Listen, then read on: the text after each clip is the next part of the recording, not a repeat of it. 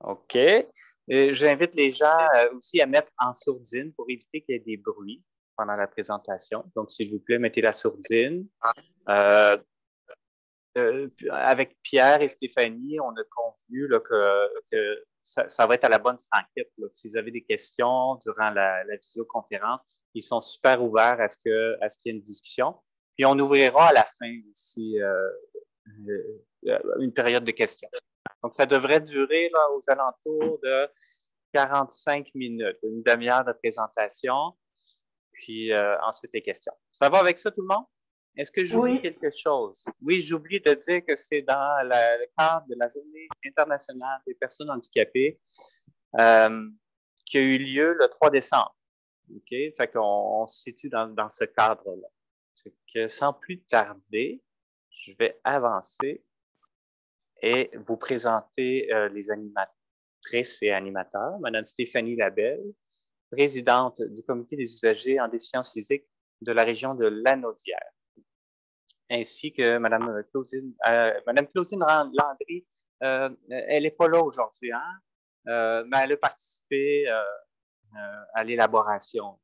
Elle a donné c'est ça, elle a donné son petit grain de sel à l'élaboration, mais elle ne pouvait pas être là aujourd'hui. Pierre, voulais-tu dire quelque chose là-dessus?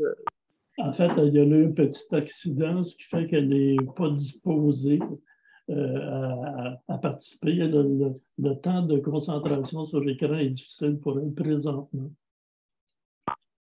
Donc, et puis, ben, là, Pierre vient de parler. Pierre Marchand, trésorier pour les deux comités, va faire partie des présentateurs. Là, j'admets encore deux personnes, désolé. Et puis, je vais laisser Stéphanie prendre la parole maintenant pour présenter le programme. C'est à vous. Fait que, bienvenue à tous. Bon lundi matin, le 5 décembre, je me présente, c'est Stéphanie Labelle. Je suis présidente du comité des ITSA-DP depuis environ 3 ans. Je m'implique parce que je trouvais ça important là, défendre les droits puis mieux accueillir les personnes handicapées. Parce que moi-même, j'ai une déficience physique, un handicap physique. Et je travaille aussi dans un organisme là, pour la déficience intellectuelle. Fait que c'est vraiment important pour moi là, de m'impliquer au niveau des droits. Donc, au niveau de l'historique, Pierre Marchand va vous parler là, au niveau de l'historique du comité des usagers. Est-ce qu'on enchaîne immédiatement? Oui. Donc, ben, le programme, en fait, historique et contexte, ligne directrice et fonctions, puis le travail des comités en particulier. Ensuite, Journée internationale des personnes handicapées. On va en parler un petit peu. Exemple d'adaptation aussi. Donner des exemples d'adaptation et parler un petit peu de la loi assurant l'exercice des droits. Puis la discussion et questions à la fin. Et c'est à vous. Historique. Petite historique. Je vais essayer d'être bref. Les comités des usagers existent depuis 1973.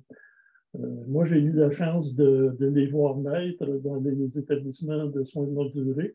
Et c'était aussi dans les établissements, les centres de réadaptation, les centres jeunesse, les centres hospitaliers de soins psychiatriques. D'ailleurs, le RPCU est né un peu de cette nouvelle loi-là. Les lignes directrices, ce n'était pas une nouvelle loi, c'était pour la formation et l'installation des comités d'usagers dans les établissements.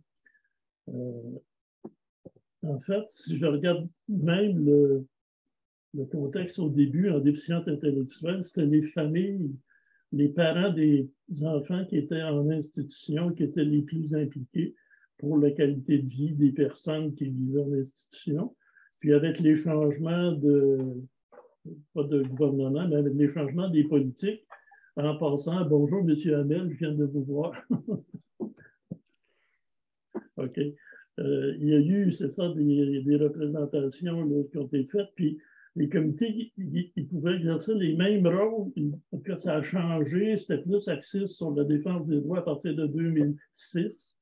Ce que les gens avant, c'était des comités de bénéficiaires, c'était plus axé sur le milieu de vie de la personne, les loisirs, les activités.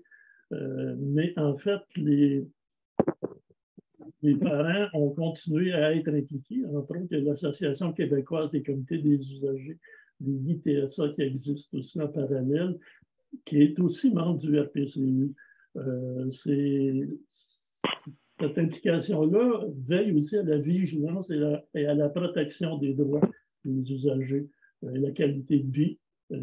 Si on regarde avec tous les changements qu'on vient de vivre encore dernièrement, et à la protection contre la maltraitance ou la négligence.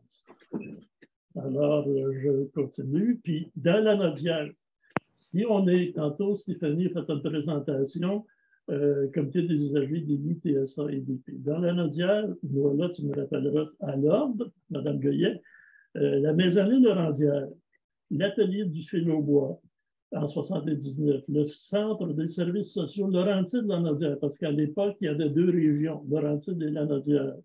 Le pavillon Sainte-Marie, la Villa de la Paix à l'Assomption, le CHRDL, tous les services résidentiels et professionnels se sont associés en début 80. Il y a eu des fusions d'établissements, ça a commencé à ce moment-là. Comme on a vu tantôt, en 2006, c'est arrivé le cadre. Là, on a continué. Le bouclier, c'était la même chose. Le bouclier, le Centre de réorientation des finances publiques, avait les deux régions qui couvraient Laurentides et Lanaudière. Ensuite, les Filandières, c'est un changement de nom. En fait, les Filandières sont la fusion de la maisonnée Laurentière et l'atelier du fil au bois, puis on devenait un seul et même établissement. Ensuite, il y a eu la création des centres de santé et des services, des C3S, dans le fond. Puis, présentement, on travaille les deux regroupements, les deux comités ensemble, parce qu'on a la même direction au sein du Centre intégré de santé et des services sociaux. Est-ce que c'est plus une association? On garde l'autonomie des deux comités. Chacun des comités est autonome. On a chacun un petit budget. D'ailleurs, je vois notre personne de ressources qui est en ligne. Et ça nous permet justement d'avoir un meilleur suivi. Et c'est une permanence, mais une permanence qui est occasionnelle, dans le sens que avec les budgets qu'on a, on ne peut pas se payer une personne 5 jours semaine, malheureusement. Donc, c'est le travail, le fruit des bénévoles souvent qui fait qu'on veille au grain, nous sommes vigilants. D'ailleurs, le RPCU, pas le RPCU, mais les comités ont désigné une personne pour les représenter au sein du conseil d'administration de l'établissement. Ce qui a beaucoup changé parce qu'avant, on avait 5 établissements, 2 représentants des usagers par établissement. On avait 10 personnes, 5 comités de vigilance. Je le souligne parce que c'est des changements qui sont un peu difficiles à s'adapter, malgré que les personnes vivant avec une déficience, on s'adapte au quotidien. Ensuite, si j'arrive aux lignes directrices, déjà les balises, oui, Éric, tu peux passer la diapo des lignes directrices. On arrive aux balises qui nous dit que comme comité des usagers, on a des fonctions. Justement, les fameuses fonctions de défense de droits, d'information des usagers, renseigner les usagers sur leurs droits, les obligations aussi, parce qu'on doit aussi utiliser, ou on va dire le mot utiliser, les services de façon soignée, je dirais, de façon pas abusive, mais d'une façon quand on a besoin, quand on peut utiliser les services du bureau de médecin ou le 811, on peut le faire aussi. Mais d'utiliser les services de façon judicieuse, c'est une obligation. Ensuite, dans renseigner, il y a promouvoir aussi l'amélioration. C'est probablement là où on a joué le plus nos rôles comme comité des usagers, des ITSA, DP. L'amélioration de la qualité des services, mais l'amélioration de la qualité de vie des usagers aussi en général, que ce soit les services, je pense aux services qui se donnent à domicile pour les soins à domicile, les fameuses, on n'a pas beaucoup d'entreprises, mais sur les entreprises d'économie sociale qui aident les gens à pouvoir être maintenus à domicile. Reste qu'en quelque part, nous sommes vigilants aussi par rapport à ces personnes qui doivent avoir besoin de façon quotidienne souvent d'aide pour l'alimentation, le ménage, les soins, etc., etc. Défendre les droits et les intérêts collectifs. On a fait un peu de travail au fur et à mesure que les besoins se présentaient. Entre autres, le commissaire local aux plaintes à l'époque nous avait transmis une plainte concernant un problème de fauteuil manuel qui avait pas de service pour les fins de semaine. Nous, on a relancé parce que c'était la réponse qu'on avait eue, c'était OK, la personne a fait réparer son fauteuil au début de la semaine. Oui, mais elle était toute la fin de semaine sans fauteuil. Finalement, tu ne peux pas bouger, tu es confiné. Nous, on a repris ça au vol parce qu'en visitant pas l'atelier, mais les services d'aide technique du bouclier, on a posé des questions aux gens, puis il n'y avait plus de services de réparation ou de dépannage pour les personnes les fins de semaine. Oh! Alors, on a remonté au commissaire, mais aussi au conseil d'administration pour dire, écoutez, ça n'a pas d'allure qu'il n'y ait pas de dépannage les fins de semaine. C'est que la personne n'aura pas de service du vendredi 4 heures au lundi matin 8 heures. Donc, ça devient comme un risque et ça crée des préjudices carrément aux personnes. C'est un peu le genre de travail, puis je vois la dernière ligne, la compagnie a cité. C'est très important aussi, là, je dirais, peut-être moins pour la clientèle avec une déficience physique. Par contre, il y a beaucoup de personnes qui vivent avec une déficience intellectuelle ou des troubles du spectre de l'autisme et pour eux, c'est un peu un labyrinthe de s'orienter dans le trajectoire de service, le continuum de service. Donc, il faut ramener ça d'une façon simple, le plus simple possible, puis souvent, on peut agir pour faciliter l'accès aux services et, je dirais, vulgariser aussi l'information. Voilà, j'aimerais ça peut-être tout de suite. Puis, pour continuer avec ce que Pierre disait aussi, maintenant, on a le service la fin de semaine là, au bouclier pour les réparations là, suite à la demande là, que le comité a fait. Fait qu'on a le service là, la fin de semaine. Puis, c'est ça au niveau, c'est ça pour les personnes qui ont soit c'est ça une DI ou une déficience physique, bien, c'est ça, notre offre, c'est vraiment d'essayer de les accompagner puis de voir, d'avoir des outils pour que les gens puissent bien comprendre puis être plus à l'aise quand ils vont soit, mettons, à l'hôpital ou dans différents services pour bien connaître leurs droits, savoir à quel endroit qu'ils vont pouvoir se renseigner. Là. Fait que c'est vraiment pour les aider que ça soit plus facile. Là. Je passerai peut-être la vidéo sur les droits parce que ça fait partie, quand on dit informer les usagers. On a produit une petite vidéo pour informer les usagers sur leurs droits. C'est un peu difficile d'avoir accès présentement parce qu'il devrait être sur le site du... Attention, mesdames, messieurs, je vous invite à désactiver le son pour éviter qu'il y ait des bruits. Pierre, je parle à la vidéo maintenant? Oui, je t'entends. Oui, tu parles à la vidéo. Excellent. Parfait. On passe ça. J'espère que ça...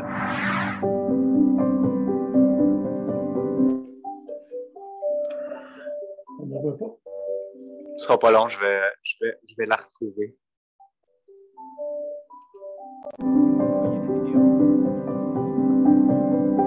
Est-ce qu'on l'entend? Oui, oui. Oui.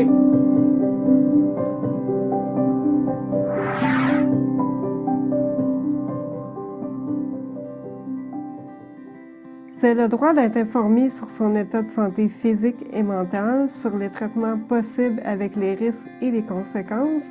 C'est aussi le droit d'être informé sur les services disponibles dans son milieu ainsi que la manière dont on peut recevoir des services.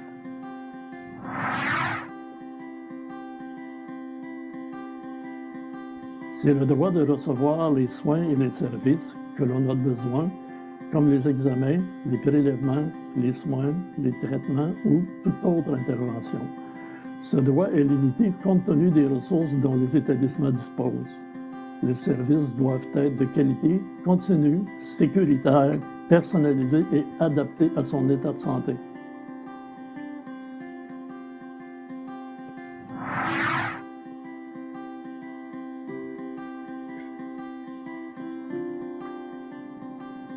C'est le droit de choisir son professionnel. C'est aussi le droit de choisir l'établissement où l'on souhaite recevoir nos services. Lorsqu'un établissement n'offre pas les services requis, il accommode l'usager le mieux possible. Donc, on vient de voir en Claudine Landry, Pierre, qui est présidente du comité TSA. DI. DITSA. DITSA. Donc, c'est ça, on voulait présenter les 3 premiers droits. Je vous laisse continuer, donc. Oui. On était dans l'historique. Dans les lignes, oui, c'est ça. Puis dans les lignes directrices aussi, c'était une des volontés ministérielles à l'époque, c'était d'améliorer la qualité des services, puis entre autres en améliorant le recours des usagers au régime d'examen de plainte. Si on pense à la vulnérabilité des personnes, peut-être moins pour les personnes avec une déficience physique, mais encore là, quand tu as l'énergie pour le faire, oui, on peut se faire assister aussi par le centre d'assistance et d'accompagnement aux plaintes, mais les comités d'usagers ont un gros rôle à jouer aussi dans l'accompagnement pour justement avoir accès aux commissaires locaux aux plaintes. Juste avant que tu continues, Pierre, j'ai une question de Marcel Fréjot. Marcel, avez-vous une question? On n'entend pas. Marcel. On n'entend pas M. Fréjot. Donc, OK, un instant. M'entendez-vous, là? Oui. Oui. Oui, c'est parce que là, non, j'avais pas de question. Peut-être que j'avais appuyé sur un bouton par erreur, là. Je ne sais pas, là. En tout cas, pas excellent. pour le moment. Je suis certain qu'il va en avoir. OK, parfait. Bon. Donc Pierre, tu me diras quand changer la diapositive. OK. Dans les fonctions du comité, entre autres, quand on voit la deuxième, là, tantôt, c'est informer les usagers sur leurs droits et les obligations. Mais quand on voit promouvoir l'amélioration de la qualité des conditions de vie, nous, dans la Naudière, dans le fond, on représente le chapeau que l'on porte, on nous dit DI, TSA et DP. Par contre, ça ne nous empêche pas d'être préoccupés par le vieillissement de la population, par les soins à domicile, on sait que le choix de vie des gens, c'est le plus longtemps possible chez soi. Vivre chez soi, c'est un droit, mais c'est complètement pas inabordable. Mais il y a des personnes qui vivent dans de telles conditions de santé ou de limitation qu'il y aurait besoin d'une assistance permanente.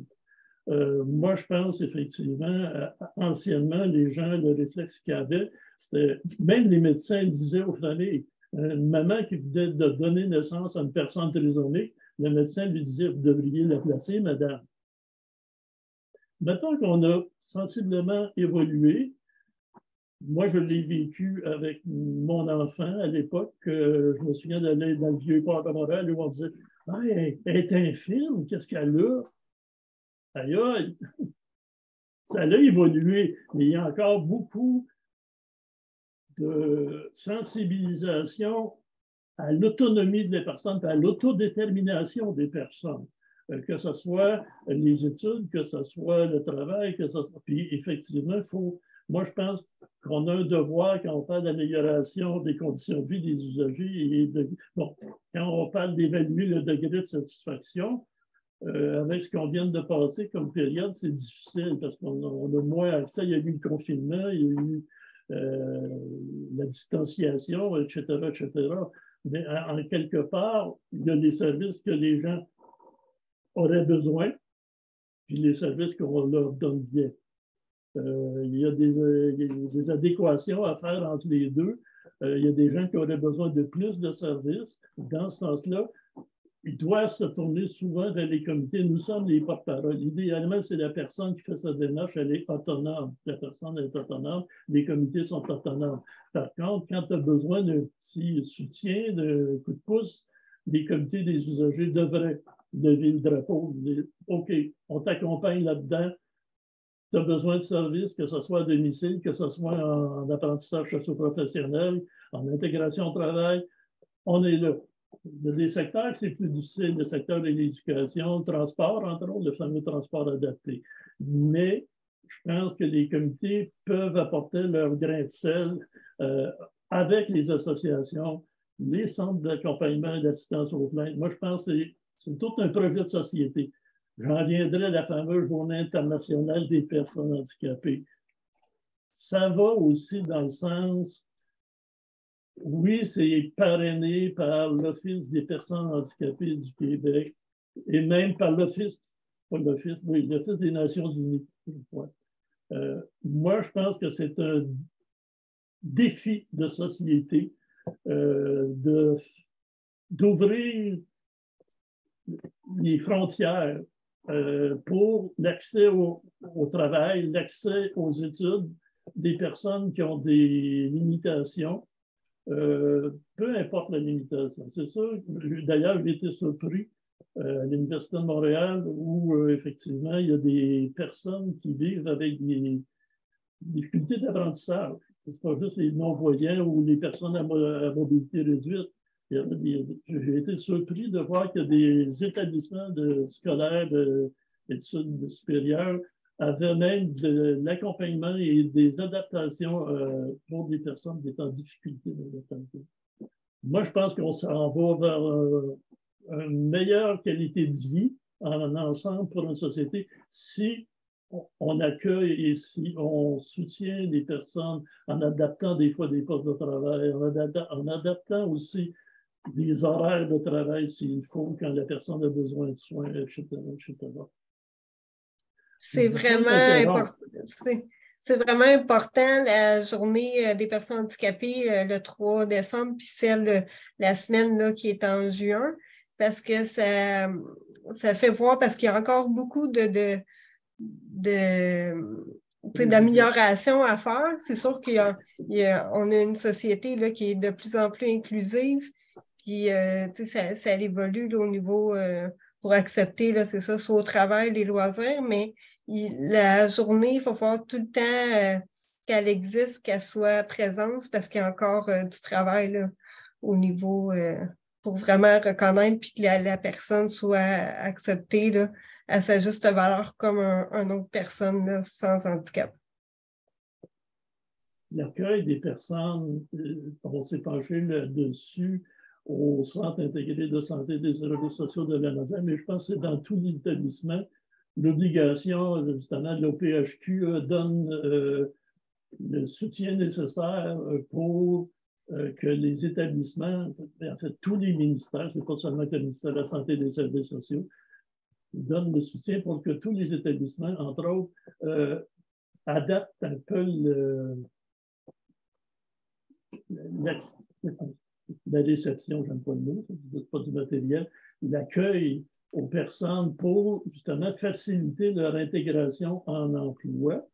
Ça fait partie des plans d'action de l'OPHQ, mais du ministère de la Santé. On est suivi à chaque année les comités des usagers avec d'autres comités, que ce soit la table de concertation régionale des associations de personnes handicapées, que ce soit le CEMO, qui est un organisme qui vient en aide pour l'intégration au travail, etc., etc. C'est sûr que nous, il y a aussi des directions pour tout ce qui est accessibilité des bâtiments, accessibilité des locaux. On travaille conjointement. C'est du partenariat, dans le fond, parce que quand la personne, c'est facile, je dirais, pour une personne, quand tu n'as pas de contraintes, d'élaborer des plans, mais quand tu vis en situation d'obstacle, c'est bon d'avoir ton opinion pour justement les faire tomber ces obstacles-là pour pouvoir aller travailler comme tout le monde. Oui, en fonction, défendre les droits et les intérêts, tantôt on a parlé des deux situations majeures qu'on a vécues pour le dépannage des fauteuils roulants, mais aussi pour l'utilisation des masques avec fenêtre. C'est des choses qu'on ramène. Il y a eu la pandémie, il y a au fur et à mesure les besoins des usagers. Il y a une ligne que les gens peuvent appeler un peu comme pour chaque comité des usagers, que ce soit ceux du comité des usagers du Nord, le comité des usagers du Sud, le comité des usagers des centres jeunesse. Il y a des lignes de téléphone que les gens appellent, puis on relance. Dépendamment des besoins des personnes, on est à l'écoute, puis on essaie effectivement d'améliorer souvent la réponse qu'ils vont recevoir en termes de service, en termes d'écoute, mais aussi en termes de qualité de vie.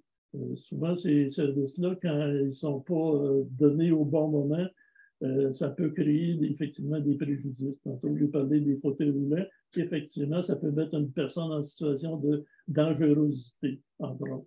Je pense qu'il faut toujours être en éveil pour être le mieux possible outillé pour répondre aux besoins des personnes et les accompagner aux besoins dans l'intégration.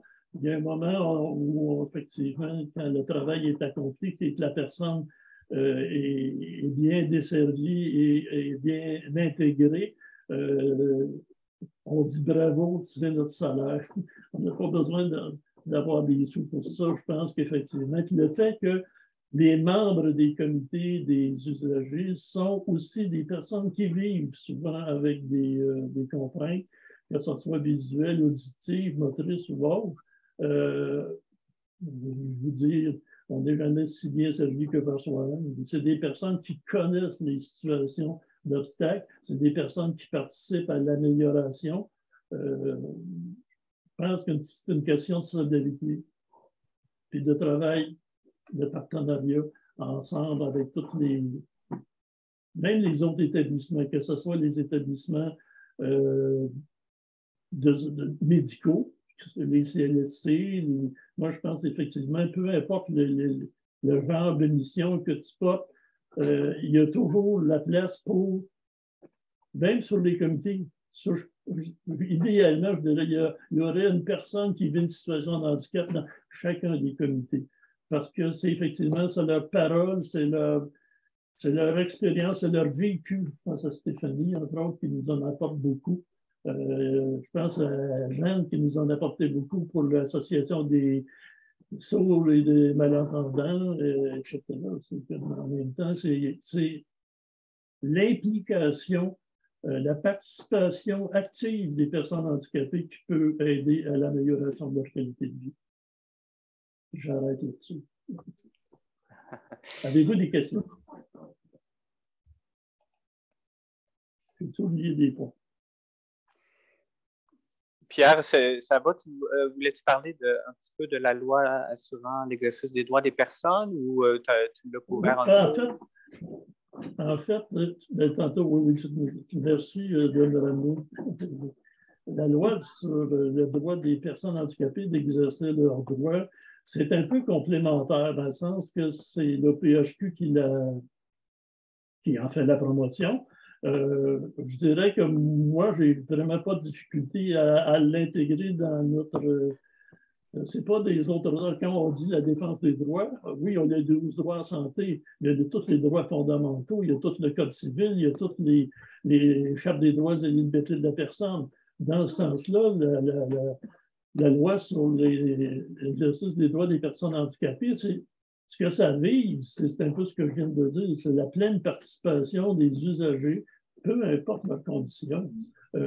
Même pour avoir travaillé un peu en collaboration avec Cham pour la vidéo, entre autres, l'Arche et Cham, c'est des personnes qui vivent avec une déficience intellectuelle qui tenaient je ne me souviens pas en anglais. La caméra. La caméra qui tenait aussi le lecteur pour qu'on puisse faire la lecture des doigts. C'est eux autres qui... Fait qu'il y a une belle participation. Ouais. Une belle participation avec des personnes qui ont des limitations intellectuelles, mais qui sont très effectives, je dirais, au niveau du collège de Cégep de Joliette aussi. Elles font des travaux. Je sais qu'à Repentigny aussi, à l'hôpital, il y a des personnes qui ont une participation à l'exercice, pas des droits, mais c'est un droit d'être là, mais en même temps, c'est des personnes qui aident à avoir une meilleure qualité de vie pour les gens autant les employés de l'hôpital, autant les hospitalisés. Autant, c'est la même chose au Cégep de Joliette, les étudiants, les professeurs, les locaux sont visités par les personnes pour l'arrosage de plantes, pour le déchiquetage de papier. Les gens ont une participation, ce qu'on appelait à l'époque la valorisation des rôles sociaux. Moi, je pense que c'est important d'avoir une activité valorisante. C'est souvent, je dirais, leur sourire est souvent notre salaire, mais il devrait être encore plus considéré.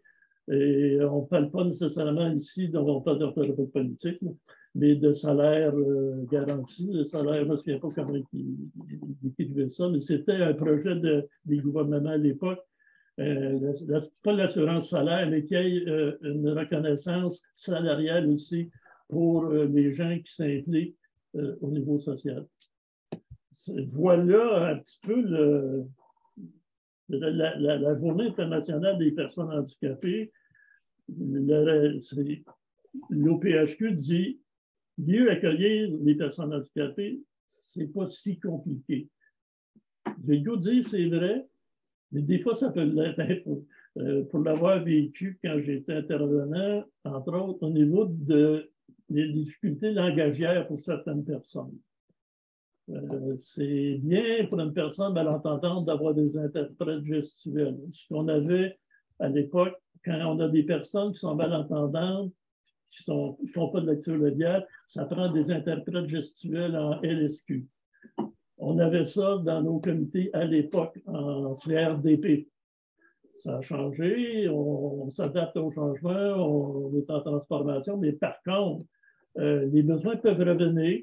À ce moment-là, ça veut dire qu'il y a une partie du budget du comité des usagers qui va être mis pour l'embauche lors des rencontres aux besoins, dans le fond, pour payer les personnes qui font la traduction en langage gestuel. Je l'ai vécu pendant plusieurs années. Quand je parlais tantôt de difficultés langagières, c'est la même chose. Comme intervenant, il y a des situations où certains usagers, des fois, c'est pas clair. C'est pas une autre langue, c'est pas du chinois, c'est pas du polonais non plus.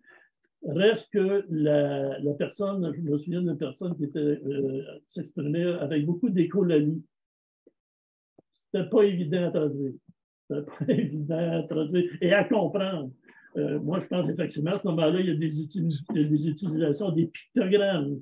C'est des choses que les autres comités peuvent nous demander ou demander, étant donné que c'est supposé des centres intégrés de santé, ils peuvent demander aux spécialistes en orthophonie ou en réadaptation, pouvez-vous nous donner un coup de main? Je sais qu'au niveau du braille, au niveau des personnes non-voyantes, c'est un peu dépassé. C'est souvent maintenant des logiciels qui font la traduction quand on envoie du courriel ou des choses de même. Ça s'est amélioré. Les nouvelles technologies peuvent nous aider, même au niveau de détecter des situations de chute, etc., etc. Moi, je pense effectivement on est dans des tournants où on peut améliorer, mais la plus grande amélioration, elle va être humaine d'abord. Je pense que l'accueil se fait d'abord avec le cœur. Je pense à Mme Goyen, je vois ton nom. Je pense entre autres à l'Arche. Tu étais longtemps impliqué. À Mémoire du cœur, c'est la même chose. C'est des personnes qui sont en maladie d'Alzheimer. C'est qu'en quelque part, on a besoin de compréhension, d'attention et souvent de soins. Pierre, je ne veux pas t'interrompre, mais je pense qu'il y avait une question dans le chat de Suzanne. OK. J'ai quelqu'un, en effet, qui mentionne si on offre le soutien nécessaire, ces personnes sont capables d'exercer leur rôle. Ça, c'est Marie Boulanger qui dit ça. Et Marie voulait intervenir aussi. Okay. Ben, moi, je voulais dire que moi, je suis du comité des usagers du Centre de réadaptation de déficience intellectuelle de Québec. Puis, nous, on a un sous-comité qui s'appelle le Comité d'orientation des services aux adultes, qui est composé exclusivement de personnes qui vivent avec une déficience intellectuelle ou un trouble du spectre de l'autisme. Puis, ce comité-là, il est consulté vraiment sur des politiques, des changements, des documents qui sont préparés pour eux, puis pour voir si vraiment ça convient, puis c'est adapté au niveau du langage. Puis on a engagé quelqu'un d'externe pour les soutenir là-dedans, qui est objectif, tu sais, je veux dire, qui ne portera pas le message du comité, là, qui est neutre, là, disons ça comme ça. Et c'est quelqu'un qui travaille avec le mouvement des personnes d'abord. Je pense que vous devez connaître cet organisme-là. Et qui va préparer les personnes en étudiant, mettons, l'ordre du jour, les comptes rendus, puis qui va les aider justement à exprimer leur opinion une première fois pour qu'après ça, en réunion, ça soit plus fluide là, pour le fonctionnement, disons ça. Fait que c'est quelque chose qu'on est bien fiers puis qu'on utilise régulièrement. Puis dernièrement, on a réalisé des affiches sur les 13 droits qu'on a aussi explicité avec chacun une mise en, pas une mise en scène. Scénario. Oui, un scénario. Appelons ça comme ça, oui, c'est ça, pour bien expliquer le droit aux personnes parce qu'on va les rencontrer. 2 membres du comité des usagers, on va dans les services sociaux pour les rencontrer sur le terrain, pour leur dire qu'on existe, puis pour leur offrir l'opportunité, si ça leur chante évidemment, de se joindre à nous ou de venir à une soirée d'info, un colloque, c'est ça. Fait que, on a vraiment des beaux outils qui sont disponibles sur notre site web, puis c'est ça. Fait que je voulais vous le partager. J'aimerais vous poser une question, Mme Boulanger. Oui. Est-ce que la participation au niveau des assemblées générales annuelles, est-ce que vous avez une bonne participation de vos membres, de vos usagers? Là, parlez-vous des familles, des usagers? Des familles, des deux. Il y en a autant des personnes qui sont en service que les proches aidants aussi. C'est important. Bien, cette année, nous, on était comme la dernière région où l'ensemble des services sociaux pro était orchestré par le CIUS. Et là, il y a eu vraiment un virage pour l'envoyer dans la communauté. Puis, on fait toujours dans notre Assemblée générale un volet informatif puis un volet plus AGA, disons ça. Et le volet informatif portait sur la nouvelle offre de services sociaux pro. Alors, on a eu 60 personnes qui étaient présentes. On était vraiment contents. Puis, je peux vous dire que ça a questionné, puis oui. Les personnes du CIUS qui étaient là ont été bien occupées, disons ça. Madame Boulanger, voulez-vous me rappeler votre région? Capitale-Nationale. Merci. Est-ce qu'il y aurait d'autres questions? Je pense qu'avec Pierre, on avait bouclé la boucle. Hein? On a commencé par accueillir, soutenir. On finit par accueillir et soutenir. Génial. Ça boucle la boucle. Est-ce qu'il y a d'autres remarques, Pierre, Stéphanie? Oh, Madame Suzanne. Bonjour tout le monde. J'ai bien aimé ce que vient de dire Mme Marie Boulanger-Lemieux. Et j'apprécierais connaître l'adresse du site web parce qu'on est une région très, très pauvre. Ça fait à peu près 1 an que je suis sur le comité des ITSADP. Et je trouve qu'on manque d'informations. Donc, vous avez l'air de posséder une richesse d'informations et j'ai besoin qu'on m'aide. Oui, ben en effet, on a quelqu'un sur notre comité qui est spécialisé dans la rédaction d'outils, justement, puis elle a tout vulgarisé nos envois, là, nos dépliants, puis ces choses-là. C'est vraiment, on est chanceux, on en profite. C'est ça, c'est comme ça qu'on fonctionne, mais je vais envoyer ça dans le chat de Mme Suzanne, si ça vous va. Oui, merci beaucoup. OK.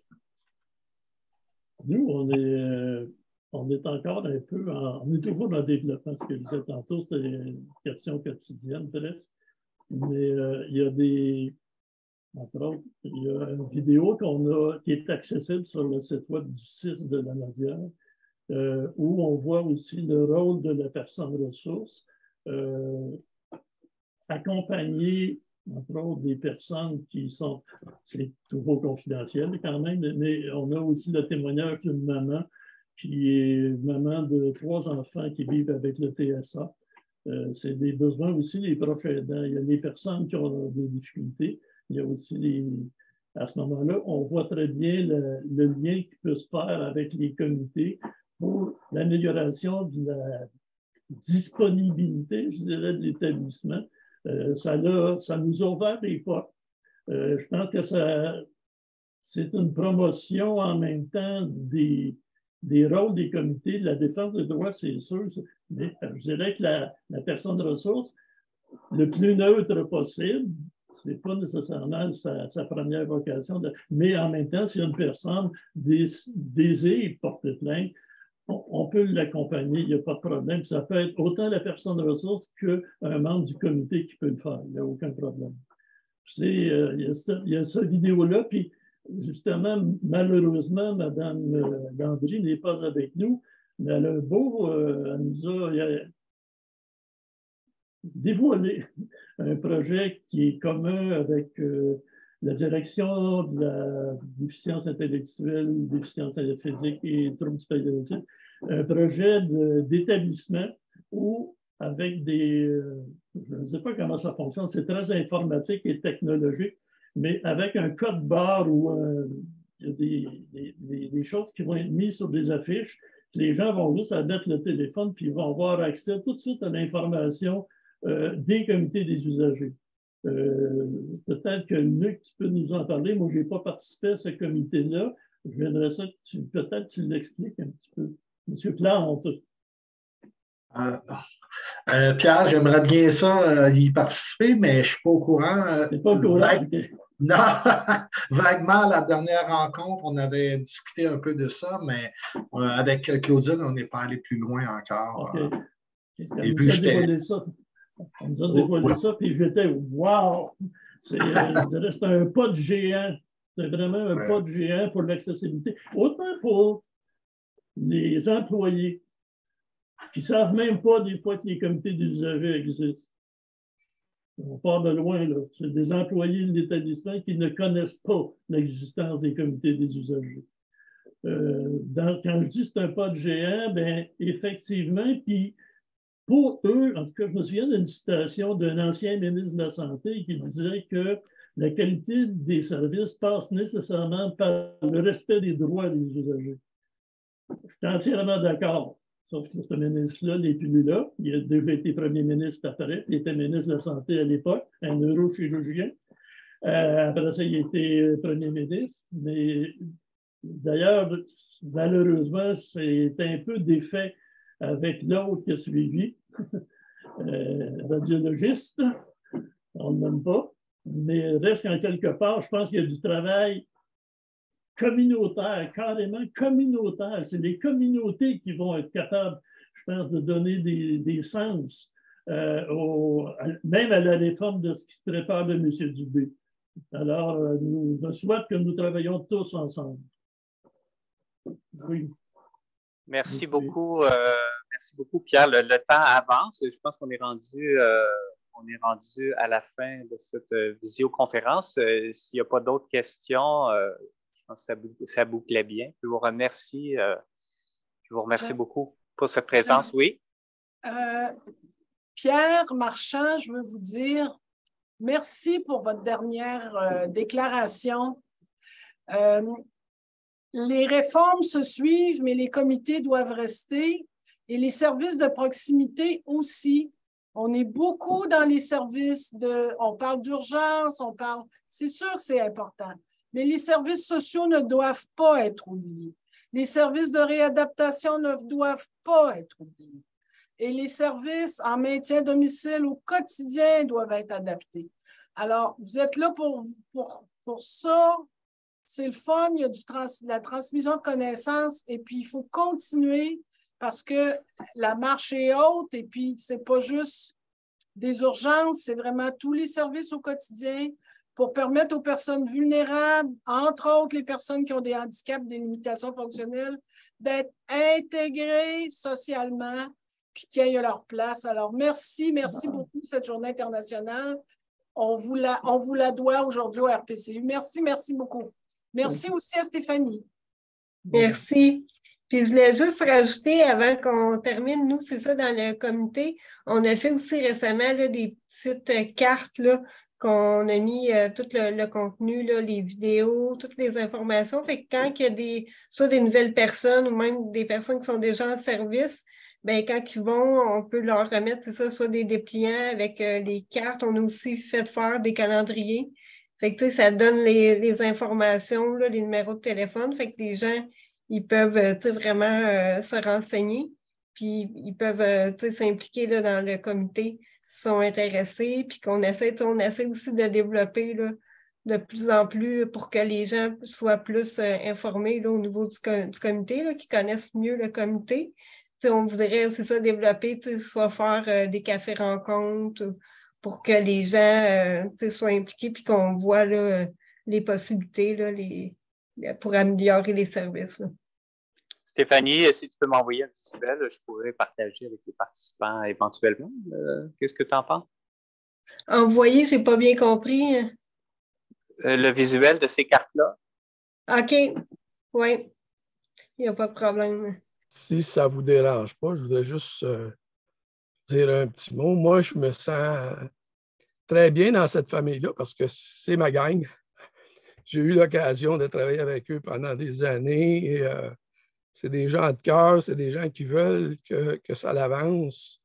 On travaille de façon, je pense, très collective dans ces groupes-là avec des budgets qui sont très petits. On a réussi avec le temps à s'entendre au niveau du QC pour en donner plus à ces comités-là, étant donné que c'est des comités qui ont des petits budgets. Et ils ont fait des choses formidables avec le peu qu'il y avait. Et je tiens à les féliciter de ça. Alors, merci pour la notière. Merci beaucoup, M. Hamel. Merci, M. Hamel. Merci beaucoup. Merci, Sylvie. Merci aux deux animateurs. Luc voulait dire quelque chose, je crois. Oui, est-ce que je vais juste me permettre, justement, je ne sais pas si vous voyez bien, c'est les petites cartes en question que Stéphanie parlait. Il y a un côté, il y a le comité des OG, des ITSA-DP, et l'autre côté, le bouclier qui est pour la déficience physique. Et ici, vous avez... attendez. Ici, vous poussez, je ne sais pas si vous voyez bien, mais vous poussez la carte et vous avez la clé USB pour insérer dans votre ordinateur et vous avez toute l'information, les activités, nos rapports d'activité et où nous rejoindre, là, puis, etc., etc. Il y a beaucoup d'informations et ça, c'est remis aux organismes, aux usagers qui utilisent nos services. Et chaque accompagnement que je fais, j'envoie par la poste aux familles, aux proches, aux usagers, cette petite carte-là avec l'information. Puis, tantôt, Stéphanie parlait aussi des calendriers. Là, c'est celui de 2022 qui se termine bientôt. On va avoir celui de 2023. Et juste pour vous dire, tantôt, quand Pierre parlait du code, le code barre, l'année prochaine, là, il était trop tôt dans ce projet-là. Là, je sais pas, comme je vous ai dit, je n'étais pas là à la dernière rencontre, mais il va y avoir un code barre sur le calendrier où les personnes qui utilisent le calendrier vont pouvoir, avec leur téléphone ou leur ordi, photographier le code barre et là, nous rejoindre, avoir encore plus d'informations que juste le calendrier. Là. Mais je voulais vous le montrer là, pour faciliter la compréhension. Oui, Claude avait merci, Luc. Claude avait une question. Oui, bien, c'est un commentaire et surtout une invitation. Depuis tantôt que je vous écoute attentivement et vous avez certainement vu le courant de la semaine dernière qu'on a relancé l'opération des tables de mission au RPCU. Donc, avec toute l'expertise que j'ai entendue ce midi, j'aimerais bien ça vous voir vous inscrire à la table de mission qui est DITSA, puis bon, il y en a pour chacune de nos missions. Donc, ce qui est important, c'est justement de faire circuler toutes les compétences autour de notre regroupement. Je pense qu'à partir de vous autres, là, ça peut donner un bon coup de main à d'autres régions aussi. Claude Guimond, responsable du soutien aux membres au comité au RPCU. Donc, merci, Claude. Merci beaucoup. Nous y serons. Je vous remercie beaucoup à tout le monde. Vraiment, merci. C'était super. Merci à tout le monde. Bonne journée. Bonne journée, là, puis bravo la gang. Bye bye. Merci Stéphanie. Bonjour, bonne journée. Merci Stéphanie et Pierre. J'ai beaucoup apprécié les informations que vous nous avez données. Franchement, j'aimerais bien faire partie de votre groupe. Mes collègues, j'aime bien travailler avec vous. À la prochaine. À la prochaine. Stéphanie et Pierre, je vous remercie beaucoup. Quel beau travail. Finalement, ça s'est bien passé. J'ai un peu dérogé, mais bon. C'est pas grave, au moins ça donnait de l'information. Oui, c'est ça, c'est super, vraiment. Je voyais qu'il n'y avait pas beaucoup de mains levées non plus